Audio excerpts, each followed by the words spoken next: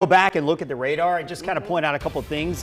What we noticed yesterday, again, when Brian and Ethan were on, and Chris and Amber over on CBS 4, you look back at the radar here, you can see going back at about 5:39 last night, this was the storm cell right here. You can see a little hook with it.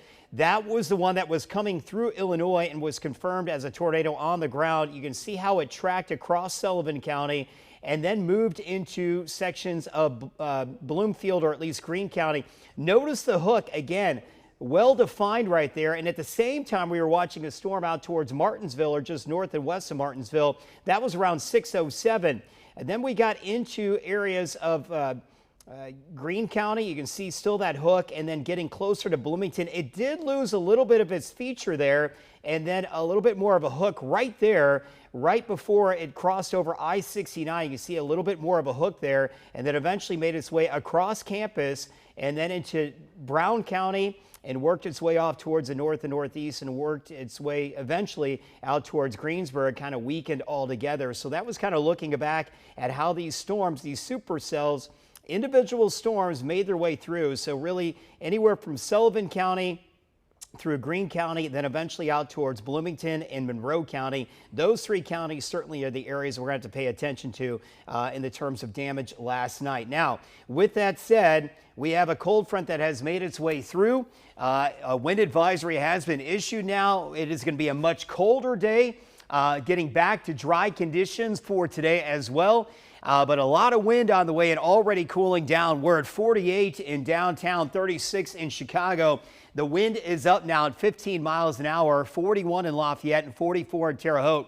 We've already hit the high for the day. The radar is dry. It will be a dry day. Clouds start to roll back in as that cold air advects into Indiana and throughout the Ohio Valley. So we'll see a blend of clouds and sunshine throughout this afternoon. But the big story today is the wind. I would imagine some power outages and some larger tree limbs getting knocked down due to the wind gusts up to 40, 45 miles an hour. Here's a sample around 11:15, taking us into the afternoon. Still quite gusty.